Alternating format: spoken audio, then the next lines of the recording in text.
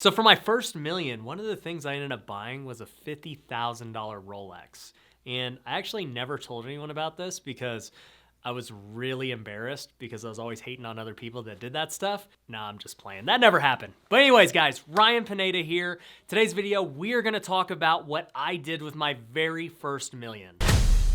So this video is kind of a spoof on all those other videos where they talk about the NBA players and how they spent their first millions, and typically it's really dumb. They buy these $300,000 watches, they'll go buy the Lamborghini, they'll go spend it on the club, just like it's crazy how they spend that first million.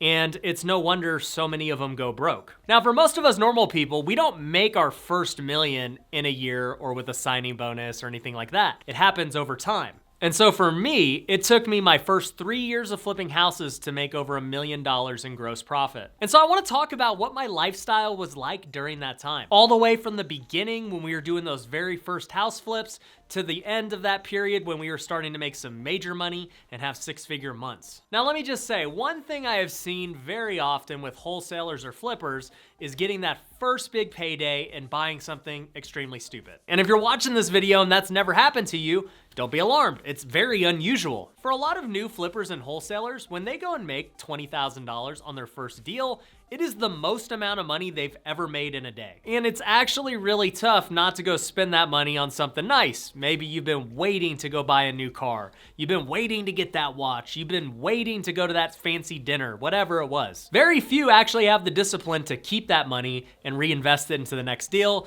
reinvest it into their business, and really see it grow. Thankfully for me, I realized early on that I wanted to reinvest every single dollar I got back into my business. For those of you who know my story, back in 2015, I had $10,000 cash to my name. I ended up maxing out my credit cards for $50,000 and used all of that money as a down payment on my first flip. Thankfully, it worked out. We made about $25,000 and I did not spend any of that on anything unusual. My lifestyle didn't increase. We ended up taking that money and reinvesting it into the next flip. And during that time, I still had my credit cards maxed out, trying to get into more and more deals. And honestly, that strategy lasted my first 2 years of flipping. I did 25 deals with maxed out credit cards and reinvesting all the profits into the next deal. And it served me well. In that first year, I did over $50,000 in profit. In year two, it ended up being over $200,000. And let me tell you, $200,000 was more than I had made in my entire life combined. And all of that discipline of reinvesting the money back into my business set me up for year three,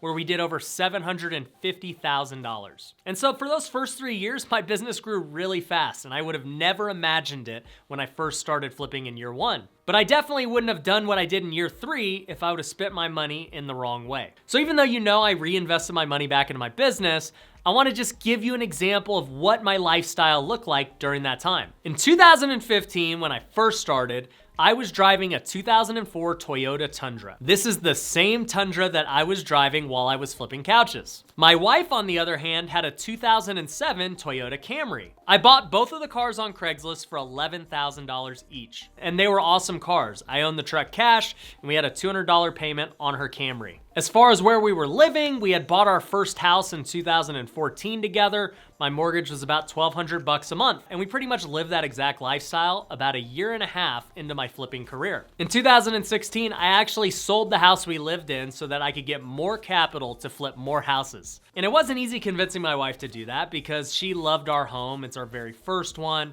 but I explained to her that we needed more capital to build the business. And this has been a constant theme in our marriage and in my life, was that I'm gonna do whatever it takes to push my business to the next level. If it requires me selling my personal home, if it requires me selling a car, if it requires me working long hours, I'll do what it takes to hit my goals. And so we sold that house and actually moved into another condo, so we downgraded. And my promise to her was that I'd find us a new house to buy. I just needed some time. So this was not permanent, it was simply temporary. In the middle of 2016, we ended up finding that home. It was a house that we bought for $200,000 and we ended up remodeling it. Now we did go a bit overboard on the remodel. Our budget was $50,000 and we ended up spending $80,000. This typically happens in your personal residence. You spend way more than you think. But we ended up refinancing it after the renovation and we got a lot of that money back. But I'll say that was the first time we really splurged on ourselves.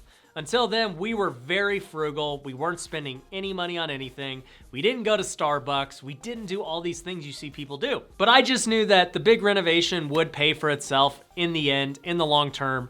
And if we're living the way we want to live, it's going to make me work better. It's going to make me work harder. I'll be more creative because I'm in a space that I'm comfortable in. And plus, back then, I didn't have an office. So I had an office in that house, and that's where I was predominantly working. Around that time also, I ended up giving my truck to my dad. So my dad started working for me, and he had about a 20-year-old Suburban. And I just knew I didn't want to drive the truck anymore because I found myself going to all the job sites, bringing materials and all that stuff. And I said, if I get a different kind of car, it'll force me not to do that, and I should be able to find more deals and make more money. And if I can help my dad out and give him my truck now, it's gonna be a win-win. So I ended up buying a 2011 VW Tiguan. Now, for those of you who don't know, this is like the girliest car ever, but the only reason I bought it was because it was $9,000. It was a night and day tech difference from the Tundra. It had Bluetooth, it had leather, it had all that stuff. And so even though it was a girl car, I was fine with it because it was an upgrade tech-wise and it was better on gas. Now fast forward into 2017, we've got our new house that's renovated.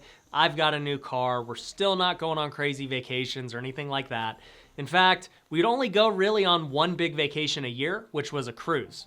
Cruises were our jam because they're really cheap and you get to go to a lot of cool places. I highly recommend cruises if you want to get the best bang for your buck. So anyways, we go into 2017 and this was my breakout year. It was the first time I ever raised private money to start buying flips with. I didn't have to keep using my own money and maxing out my credit cards anymore. I now found my first lender who was gonna lend everything on all these flips. And I'm super grateful for him because if I didn't have him, I would have been in the same path I was on. And so getting that first private money lender definitely sent me up the trajectory. And as I mentioned before, in 2017, we made over $750,000. And I'll just say that was mind-boggling. I did not go into the year thinking that that was possible. I just was getting as many deals as I possibly could. The other part of it was, during this whole time, I was still playing baseball. Galileo about halfway. Pineda swings. It's a high fly ball, deep left field. Back goes Lucci, looking up at the wall, and it's gone! In fact, in the middle of 2017, I was playing baseball having my worst season ever. And it was mainly because I had so much going on in Vegas on the real estate side. I'd be in the dugout texting people, I'd be in the clubhouse sending emails. It was super stressful. And my play on the field reflected that. But it was weird because I was so happy about my real estate business, but very mad about how baseball was going. And I just could not bring myself to quit, even though I knew real estate was the way to go. And so thankfully, my team actually released me because I was playing so poorly. And it ended up being the best thing that happened to me because when I got home, I really, for the first time in my life, could focus solely on real estate and building my business. It was during this time that we opened up our first office. I started my brokerage, Forever Home Realty. I started branding myself on the flipping side and opened up Home Run Offer. And it was a really crazy time transitioning from athlete to businessman. But here's the thing, even during all this success, we still stayed very frugal. As far as cars go, I got tired of the VW and I ended up giving it to my sister because she needed a new car as well. And I ended up buying a 2013 Lexus RX 350. Now, once again, the Lexus RX is not the most manly car, but I had always wanted a Lexus. It was my dream. And I actually only paid $20,000 for that car, so it's not like I was still buying expensive stuff. Mindy was still driving her 2007 Toyota Camry. She had no desire to upgrade. She loved that car. And what was even more exciting about that year was the first time we started buying rental properties with all this money we were making. While I was playing baseball, I actually bought our very first Big Bear property. Mindy and my sister Noelle went and saw it while I was playing. They gave it the thumbs up and we ended up closing. And honestly, when I first bought that property, it was mainly just to be a second home for us. But as many of you know, we ended up buying a bunch more and now it's one of my favorite markets. Later on, I ended up buying my second property in Big Bear, and those two deals alone have been two of my very best deals I've ever done in my career. I also made a couple mistakes and bought some rentals in the Midwest that I don't really want to talk about. I got caught up buying the $15,000 homes that look really good on paper, but end up being way more headache than they're worth. But that's literally how we spent $750,000. Bought rental properties, upgraded my car a little bit, was still living in the same house.